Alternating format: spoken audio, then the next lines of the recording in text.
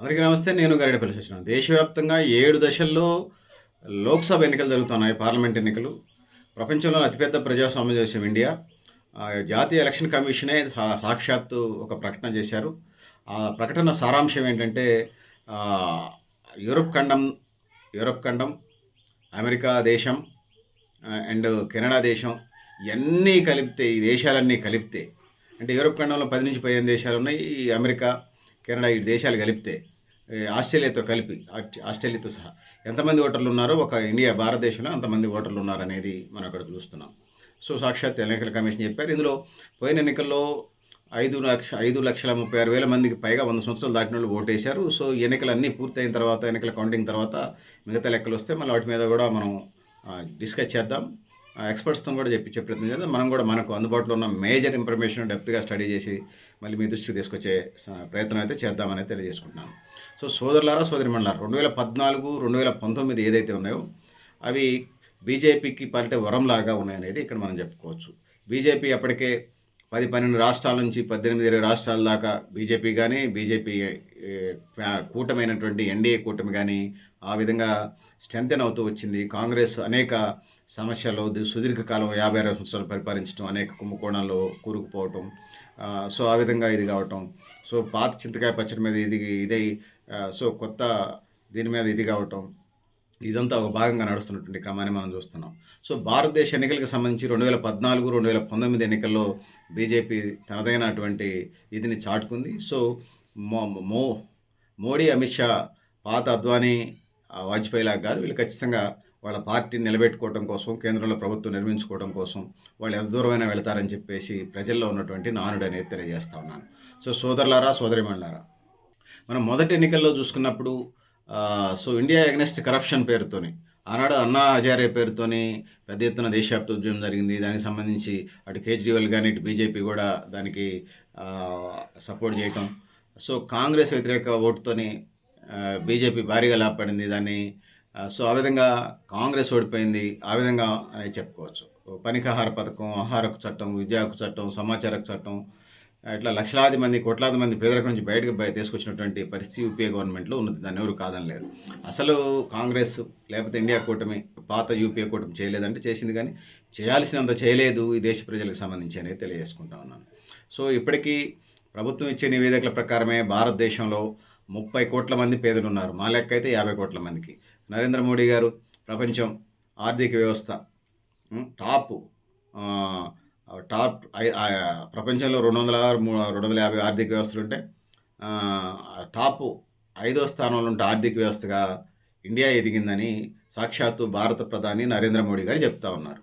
So, సోదరులారా, సోదరీమణులారా, 5వ ఆర్థిక వ్యవస్థది భవిష్యత్ రాబోయే కాలంలో అతిపెద్ద 3వ ఆర్థిక వ్యవస్థగా ఎదగబోతుందని కూడా సాక్షాత్తు భారత ప్రధాని శ్రీ నరేంద్ర మోడీ గారు చెప్తున్నారు. సంతోషమే.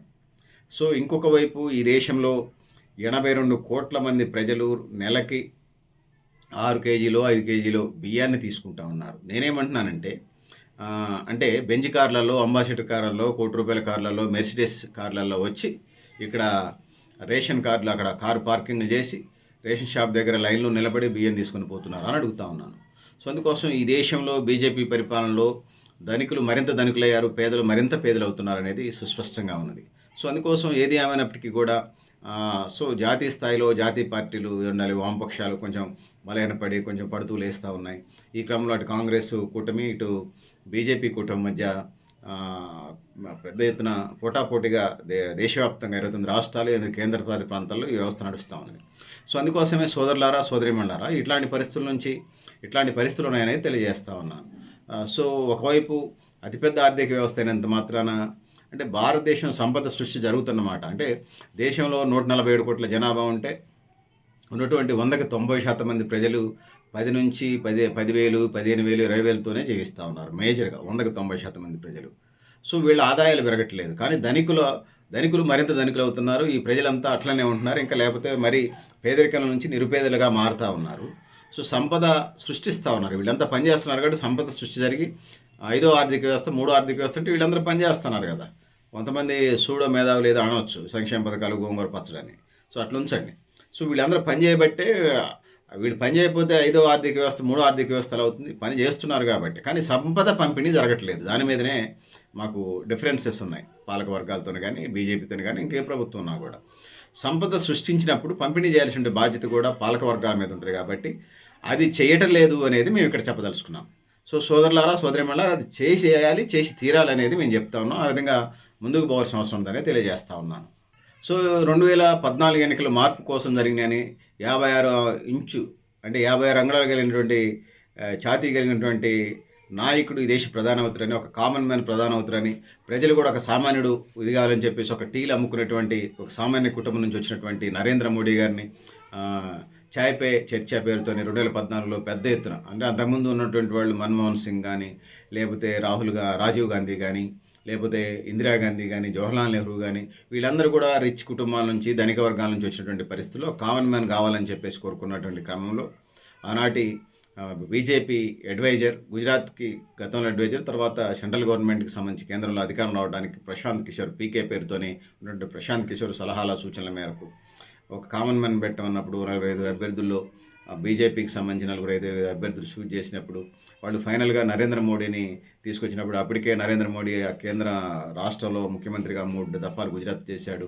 సో ఆ పార్టీ పట్ల కమిట్మెంట్గా ఉండి జాతీయ ప్రధాన కార్యదర్శిగా చేసినటువంటి నరేంద్ర మోడీని బీజేపీ ముందు పెట్టి 2014 ఎన్నికలకు పోవటం. సో ఆ విధంగా జరిగిందనేది తెలియజేసుకుంటా ఉన్నాను. సో సోదరులారా, సోదరిమణులారా, దాని తర్వాత 2019కి వచ్చేసరికి బీజేపీకి సంబంధించి అంత సానుకూలంగా లేదు. పెద్ద నోట్ల రద్దు, జీఎస్టీ, ఇంకా అమలు చేయనటువంటి అనేక వాగ్దానాలు ఉన్నాయి అనేది తెలియజేస్తా ఉన్నాను. దాంతో 2019 ఫిబ్రవరిలో పుల్వామా దాడులు ప్రతీకారంగా బాలాకోట్పై విమాన దాడులు జరిగిన ఎన్నికల ర్యాలీలో ప్రధాని మోడీ సో జాతీయవాదం మీద చేసినటువంటి ఇది ప్రజల్ని ఆకట్టుకుందని చెప్పొచ్చు. సో బీజేపీ చేస్తానని చేయలేదు. అట్లా చెప్పాల్సి వస్తే బీజేపీ సో ఖాళీగా ఉన్న కాంట్రాక్టో లేకపోతే అవుట్సోర్సింగో ప్రభుత్వ ఉద్యోగాలు 2 కోట్లు ఇవ్వాలి అఫీషియల్గా, వాటిని భర్తీ చేయలేదు. ఆయన కూడా 2014, 2019 ఓట్లు వేశారు. ఇప్పుడు 2024లో కూడా ఓట్లు అడుగుతూ ఉన్నారు. ఒకవైపు 2024 ఎన్నికలకు సంబంధించి ఏదైతే ఉన్నదో ఇక్కడ 2 కోట్ల ఉద్యోగాలు భర్తీ చేయబోగా ప్రభుత్వ రంగ సంస్థలని, ఎల్ఐసిని, బిఎస్ఎన్ఎల్ని, ఇంకా రైల్వేని, ఎయిర్పోర్టుల్ని లేకపోతే ఓడరేవుల్ని, వీటన్నిటిని తూకం పెట్టి అమ్మినట్టుగా బీజేపీ అమ్ముకుంటూ వస్తుంది. సో బీజేపీ కానీ కాంగ్రెస్ కానీ 2 కూటములు ఏదైతే ఉన్నాయి 2 కూడా కొద్దిగా వెనక ముందు, కాంగ్రెస్ లేట్గా అమ్మటం చేస్తే బీజేపీ అయితే అగ్రెసివ్గా దూకుడుగా వెళుతుందనేది చెప్పక తప్పదు. ఏది ఏమైనా 5 ఏళ్ళు పరిపాలించమని అధికారాన్ని అప్పచెప్పినటువంటి ప్రజలు ఇప్పుడు ఒక కిరాయి ఉండేటువంటి వ్యక్తి, ఒక కుటుంబం ఒక ఇంట్లో కిరాయికి ఉంటుంది. కిరాయికి ఉండి వెళ్ళిపోవటం వాళ్ళు ఉన్నంతకాలం, అంతే తప్ప ఇంటిని అమ్ముతానంటే కలవదు. అట్లనే 5 సంవత్సరాలు అధికారంలోకి వచ్చినటువంటి ఇటు రాష్ట్ర ప్రభుత్వం కానీ అటు కేంద్ర ప్రభుత్వం కానీ 5 సంవత్సరాలు అధికారంలోకి వస్తే ప్రజలకు సంబంధించి పరిపాలన చేసుకుంటూ వెళ్ళాలి, మంచి మంచి నిర్ణయాలు తీసుకుంటూ. కానీ ఉన్నటువంటి ప్రభుత్వ రంగాన్ని అమ్మి పడేస్తామనేటువంటి విధానాలు ఏదైతే ఉన్నాయో అది సరికాదనేది తెలియజేస్తా ఉన్నాను. 2014, 2019 వేవ్ కలిగినటువంటి ఎన్నికలు.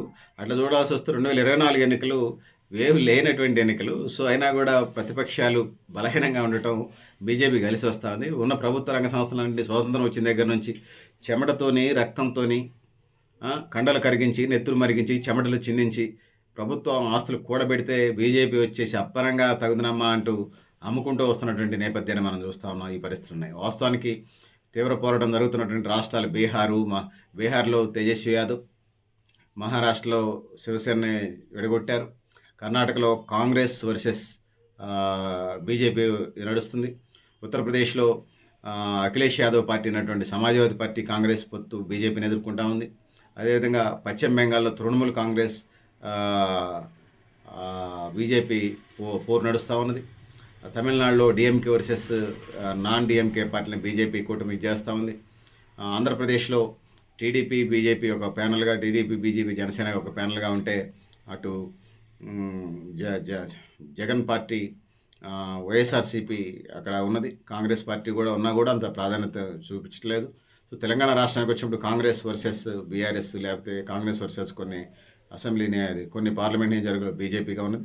సో ఓవరాల్గా సో ఉన్నటువంటి 17 నియోజకవర్గాలకు సంబంధించి వచ్చినప్పుడు సుమారుగా 10 దాకా దీనికి వచ్చే పరిస్థితి, కాంగ్రెస్కి వచ్చే పరిస్థితి కనపడతా ఉంది. ఒక 4-5 బీజేపీకి, ఒకటి ఎంఐఎం, ఒకటి బీఆర్ఎస్కి వచ్చే పరిస్థితి తెలంగాణ రాష్ట్రంలో మనకు కనపడతా ఉంది. సో ఇట్లాంటి పరిస్థితుల్లో హిందీ బెల్ట్ రాష్ట్రాల్లో డైనమిక్గా బీజేపీ ముందుకెళ్తుందా అనేది మనం చెప్పలేము. సో హిందుత్వ పార్టీకి తగిన మెజారిటీ పొందడం కోసం అట్లా చెప్పాల్సి వస్తే అయోధ్యలో రామాలయం 400 సంవత్సరాలు లేకపోతే 1000 సంవత్సరాల పేరుతోని రాముని ప్రతిష్ఠ చేసి ఓట్లు అడిగే ప్రయత్నం చేస్తుంది. అయినా కూడా 2014, 2019 ఎన్నికలకు సంబంధించి ఏదైతే ఉన్నదో అంత రేంజ్ ఇప్పుడు ఊపు మాత్రం బీజేపీకి లేదనేది చెప్పక తప్పదు. సో సోదరులారా, సోదరిమణులారా,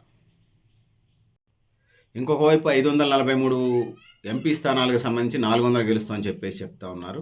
సో అన్ని సాధ్యం కాకపోయినా ఎన్డీఏకి సంబంధించి మెజారిటీ వస్తుందనేది ఒకటి, లేదు మార్పు కోరుకుంటున్నారు, ఇండియా కూటమికి సంబంధించి ఊపు వస్తుందనేది ఒక చర్చ ఉన్నది.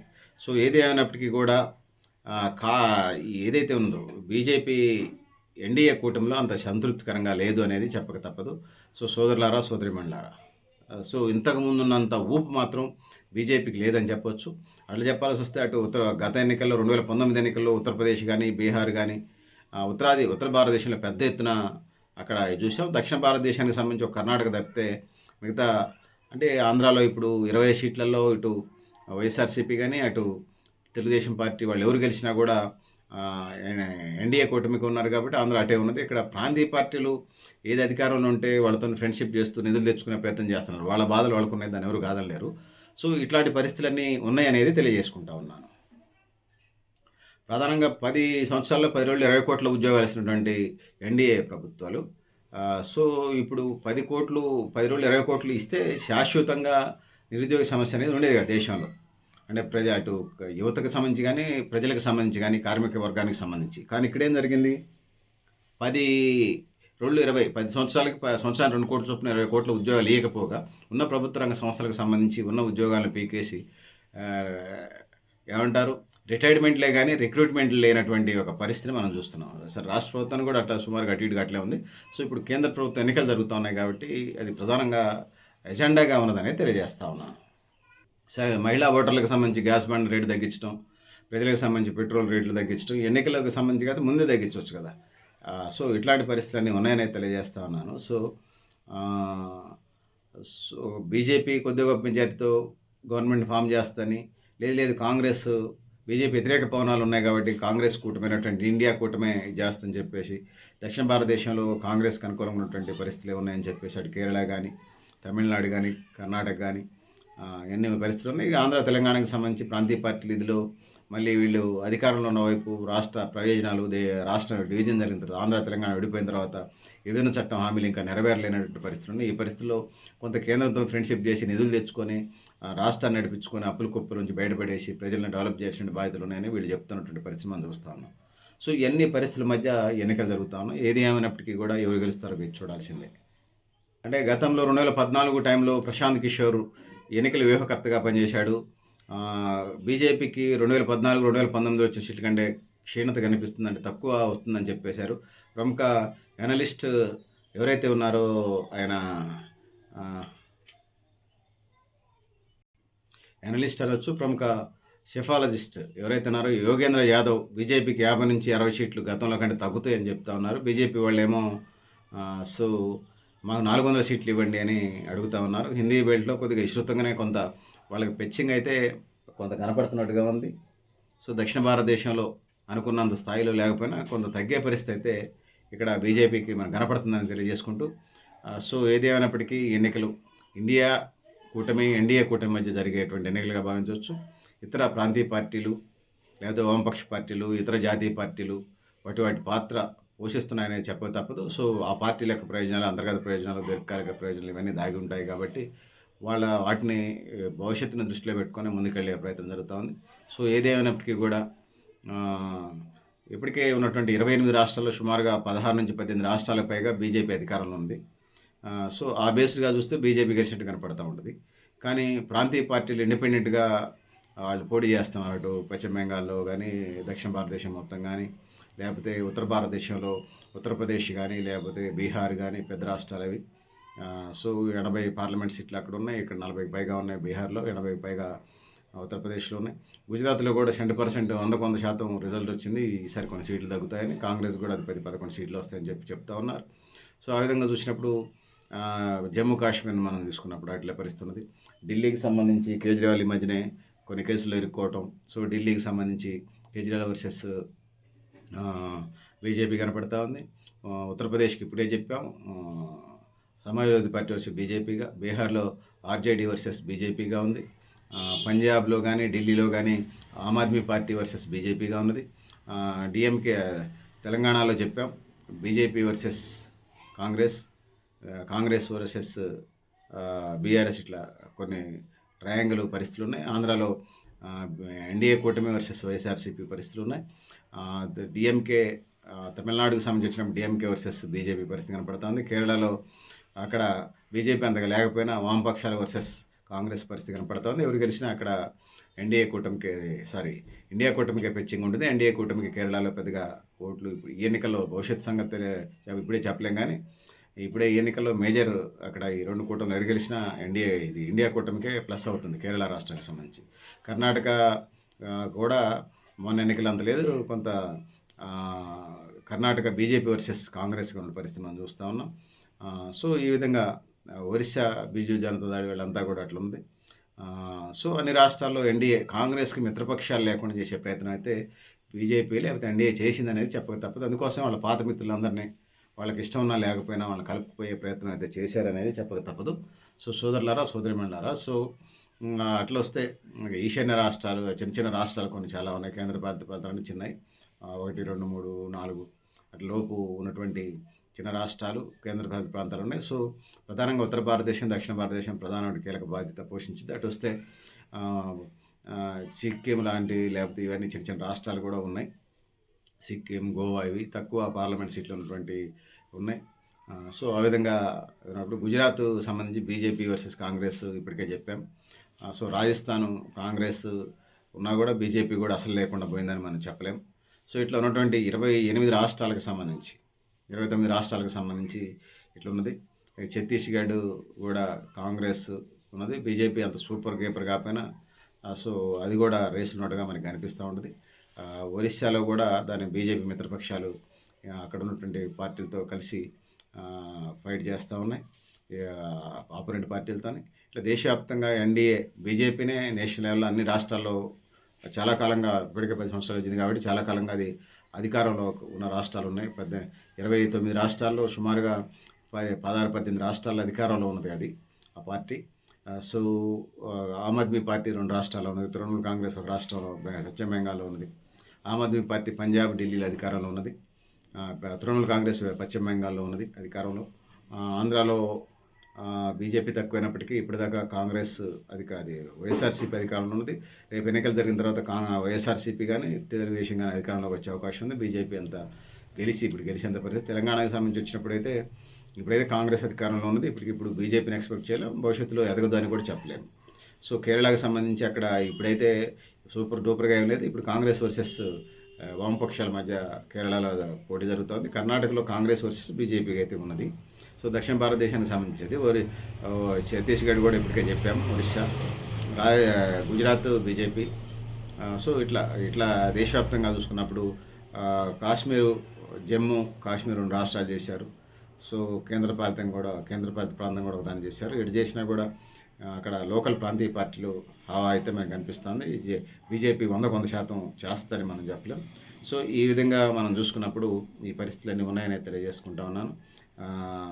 సో ఈశాన్య రాష్ట్రాలు చిన్న తక్కువ సీట్లు ఉన్నటువంటి చిన్న రాష్ట్రాలు కాబట్టి తక్కువ సీట్లే ఉన్నాయి. సో మధ్య భారతదేశానికి సంబంధించి కూడా బీజేపీ వర్సెస్ ఇతర పార్టీలతో పరిస్థితి మనకు కనపడుతూ ఉంది. ఓవరాల్గా కొంత మొగ్గు ఉన్నట్టుగా బీజేపీ కనిపిస్తుంది. కానీ ఉన్నటువంటి పరిస్థితుల్ని 10 ఏళ్ల పరిపాలనలో అసంతృప్తి చూసినప్పుడు ఎన్డీఏ కూడా టఫ్ ఫైట్ ఇస్తుంది. చూద్దాం. 2019 ఎన్నికలు 7 దశల ఎన్నికలు అయిన తర్వాత జూన్ 4వ తారీఖు నాడు ఫలితాలు వస్తాయి. ఆ రోజు ఈవీఎంలకు సంబంధించి. సో ఈవీఎంల వ్యవస్థను అయితే మేము సంపూర్ణంగా మద్దతు తెలియజేస్తాను. అందులో లోపల ఉండి అదే మంది ముందుకెళ్ళాలి. మీరు ఏదో 50 తీసుకెళ్ళాలనుకున్నారు బ్యాలెట్ పేపర్లు పెట్టి, దానికి నేను అసలు సస్యం అంగీకరించేది లేదు. సో మీరు కూడా మీ అభిప్రాయాలు కామెంట్ బాక్స్లో రాయండి. నేను గైడేపల్లి సత్యనారాయణ, న్యూ లక్ష్య ఆర్గనైజేషన్. థ్యాంక్ యూ అనండి.